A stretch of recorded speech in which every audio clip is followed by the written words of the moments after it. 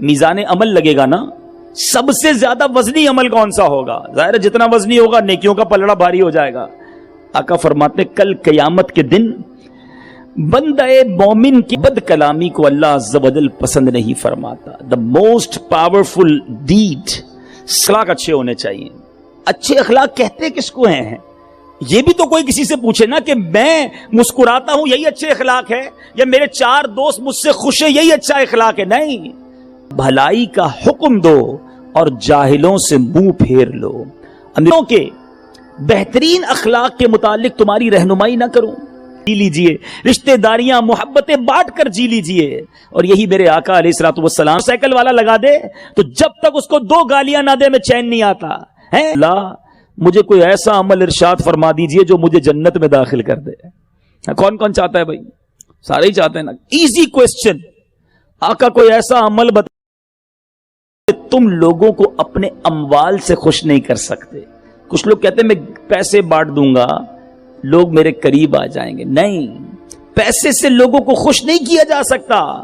آقا فرماتے لیکن تمہاری خندہ پیشانی اور خوش اخلاقی انہیں خوش کر سکتی ہے۔ مسکراہٹ جو ہے نا، نرم دلی، اخلاق، یہ پیسوں سے زیادہ کارآمد ہے۔ بعض لوگ جب مال ہوتا ہے تو سمجھ لیں میں سب کے دل میں اتر جاؤں گا۔ پیسے سے دل نہیں خریدے جاتے۔ آپ کسی کے جسم پر تو حکومت کر سکتے ہیں، لیکن اگر دلوں پر حکومت کرنی ہے تو وہ اخلاق کے ذریعے ہوگی، وہ محبت کے ذریعے ہوگی، وہ مسکراہٹ کے ذریعے ہوگی۔ نبی پاک علیہ الصلوۃ والسلام فرماتے ہیں قیامت کے دن آپ جاننا چاہیں گے میزان عمل لگے گا نا، سب سے زیادہ وزنی عمل کون سا ہوگا؟ ظاہر ہے جتنا وزنی ہوگا نیکیوں کا پلڑا بھاری ہو جائے گا۔ آقا فرماتے کل قیامت کے دن بندہ مومن کے میزان عمل میں حسن اخلاق سے زیادہ وزنی کوئی عمل نہیں ہوگا، اور بے شک فحش گوئی اور بد کلامی کو اللہ عز و جل پسند نہیں فرماتا۔ دا موسٹ پاورفل ڈیڈ، سب سے زیادہ وزندار جو میزان عمل پر عمل ہے وہ حسن اخلاق ہے۔ ہماری توجہ ہی نہیں ہے۔ بعض اوقات ہم نمازیں پڑھ رہے ہوتے ہیں، روزے بھی رکھ رہے ہوتے ہیں، عبادتیں بھی کر رہے ہوتے ہیں، اخلاق پر کتنی توجہ ہے ہماری؟ بچپن سے سنتے آ رہے ہیں اچھے اخلاق، اچھے اخلاق، اچھے اخلاق۔ اخلاق اچھے ہونے چاہیے۔ اچھے اخلاق کہتے کس کو ہیں؟ یہ بھی تو کوئی کسی سے پوچھے نا کہ میں مسکراتا ہوں یہی اچھے اخلاق ہے، یا میرے 4 دوست مجھ سے خوش ہیں یہی اچھا اخلاق ہے؟ نہیں، قرآن سے پوچھتے ہیں اے اللہ کے پاک کلام ہمیں بتا کہ اچھے اخلاق ہیں کیا؟ قرآن مجید فرقان حمید میں رب عز و جل ارشاد فرماتا ہے، ترجمہ کنز الایمان، اے محبوب معاف کرنا اختیار کرو اور بھلائی کا حکم دو اور جاہلوں سے منہ پھیر لو۔ امیر المومنین سیدنا مشکل کشا کرم اللہ تعالی وجہ الکریم فرماتے ہیں کہ رسول اللہ صلی اللہ تعالی علیہ وسلم نے مجھ سے فرمایا کیا میں اگلوں اور پچھلوں کے بہترین اخلاق کے متعلق تمہاری رہنمائی نہ کروں؟ عرض کی حضور ضرور ارشاد فرمائیے۔ اب ذرا غور سے سن لیجیے، اگر یہ ڈیفینیشن یاد ہو گئی نا، اور اگر آپ اس ڈیفینیشن پر پورے اترتے ہیں then you will be satisfied کہ ٹھیک ہے میں اچھے اخلاق والا ہوں، اللہ کرے بن جاؤں۔ پیارے آقا فرماتے ہیں جو تمہیں محروم کرے تم اسے عطا کرو۔ ہاں ہے امتحان، جو تمہیں محروم کرے تم اسے عطا کرو، جو تم پر ظلم کرے تم اسے معاف کر دو، اور جو تم سے تعلق توڑے تم اس سے جوڑو۔ محروم کرے ہم اسے بھی محروم کرتے ہیں۔ اس نے مجھے گفٹ نہیں دیا میں اس کو گفٹ نہیں دوں گا، فلاں نے مجھے نہیں بلایا، ختم، اب ہمارا بھی تعلق ختم۔ تو پھر تو یہ ٹٹ فار ٹیٹ جیسے کو تیسا ہوا نا۔ ہمیں اخلاق اگر اچھے کیا ہیں، جو تمہیں محروم کرے تم اسے عطا کرو۔ ہم سب کا بھلا، سب کی خیر سوچنے والے بن جائیں۔ دوسری بات فرمائی جو تم پر ظلم کرے تم اسے معاف کر دو۔ اب آقا فرماتے ہیں کہ جو تم سے تعلق توڑے تم اس سے تعلق جوڑو۔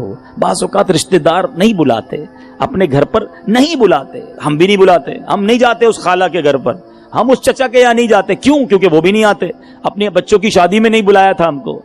یہ اخلاق نہیں ہے۔ آپ ایک بار آگے بڑھ کر انہیں بلا تو لیجئے، انشاءاللہ رشتہ داری شروع ہو جائے گی۔ تھوڑی سی لائف ہے، خوش ہو کر جی لیجئے، رشتہ داریاں محبتیں بانٹ کر جی لیجئے۔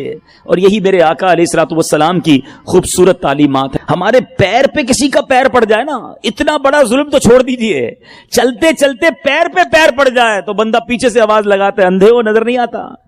کیا اس سے غلطی نہیں ہو سکتی ہے ہماری گاڑی سے کوئی چھوٹا سا اسکریچ موٹر سائیکل والا لگا دے تو جب تک اس کو 2 گالیاں نہ دے میں چین نہیں آتا ہے. چلتے چلتے کوئی گاڑی آگے ہمارے نکالے تو شیشہ اتار کر اس کو جب تک آل فول نہ بکے تو چین نہیں آتا.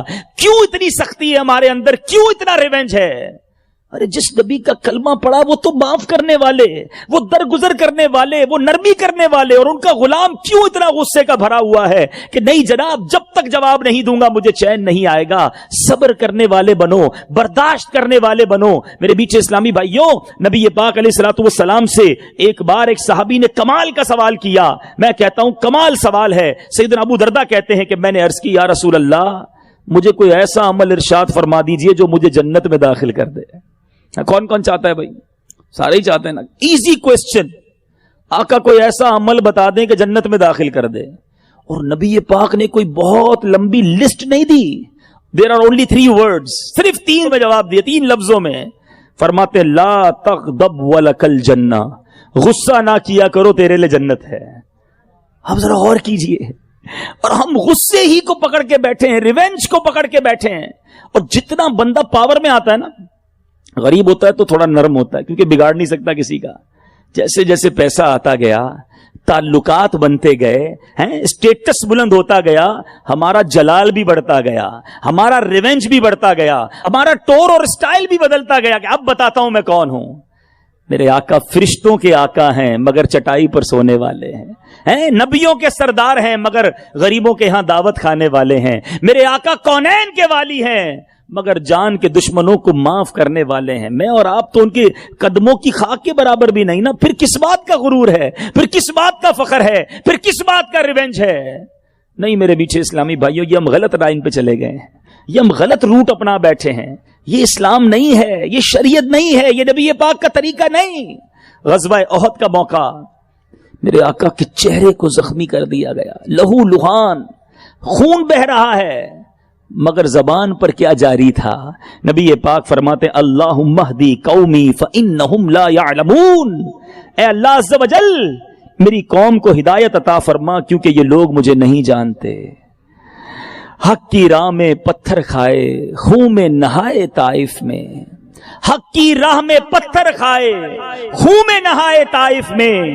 دین کا کتنی محنت سے کام آپ نے اے سلطان کیا، جہاں کے دشمن خون کے پیاسوں کو بھی شہر مکہ میں عام معافی تم نے عطا کی. کتنا بڑا احسان. میرے بیچ اسلامی بھائیوں ایک اور حدیث سنیے. آقا فرماتے ہیں